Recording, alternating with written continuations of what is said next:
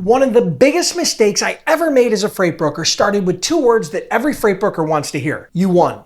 Yep, we had just been awarded 10 or 15 different lanes from a major shipper, and I thought we had beaten some of the largest and most experienced brokers competing for those loads. But once we started covering the loads, I realized something was seriously wrong. We weren't making money, we were losing money, load after load. And the reason we won so much freight should have been the first warning sign that we had made a major mistake. Let me show you what happened, what it cost us, and how you can avoid making the same mistakes as I did.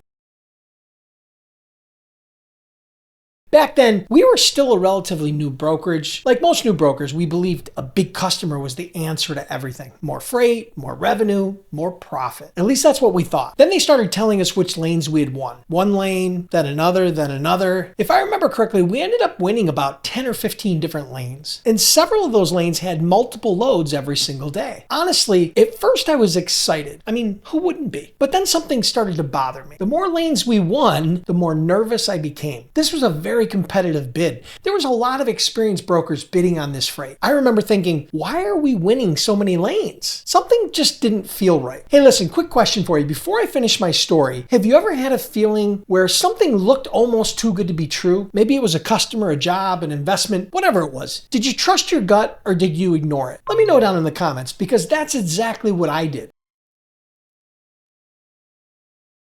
Now, at first, I convinced myself we'd be fine. I thought, once we line up the right carriers, everything will work out. So I started digging deeper. I called more carriers, I reviewed every single lane, I ran the numbers again, and honestly, I wasn't looking for bad news. I was looking for confirmation that we were okay. Then I remember staring at the spreadsheet thinking, there's no way this can be right. So I ran the numbers again. I checked another lane, same answer. That's when my stomach sank. We hadn't won because we were better than everyone else. We hadn't won because we had some secret advantage. We had won because we had underpriced the freight. We underestimated what carriers were actually going to cost. Suddenly, everything made sense. That's why we had won so many lanes. We weren't the best option. We were just the cheapest. And we were the cheapest because we had made mistakes.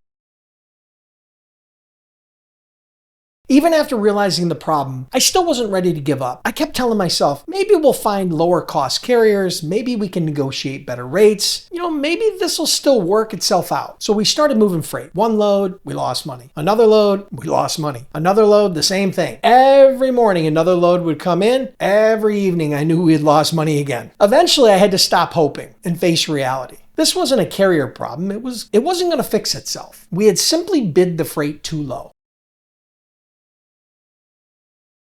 By the time we accepted reality, we had lost somewhere in the range of $2,000 or $3,000. Now today, that might not sound like a huge amount, but back then, as a small startup brokerage, that kind of money hurts. That wasn't extra money sitting around in the bank. That was the money we needed to keep the business growing, pay payroll. Eventually, I had to make one of the most embarrassing calls in my career. I called the customer and told them we could no longer service those lanes. I still remember that conversation. It was humbling, to say the least. It was embarrassing, and it was completely our fault.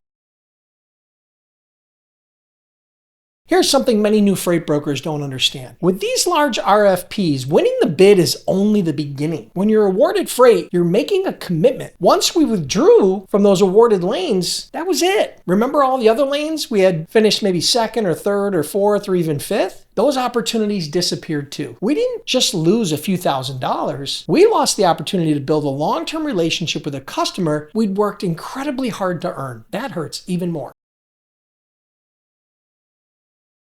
Looking back, I realized we were chasing the wrong thing. We were chasing volume. We thought bigger customers automatically meant a better business. But revenue and profit are two completely different things. A customer can double your revenue and still put you out of business. That lesson completely changed how I built our brokerage. From that point forward, we focused on profitable spot market customers. Small to medium-sized shippers. Customers where we understood the freight. We knew the lanes. We had strong carrier relationships. And we could consistently make money. Ironically, that strategy built a much better business than chasing giant contracts ever did.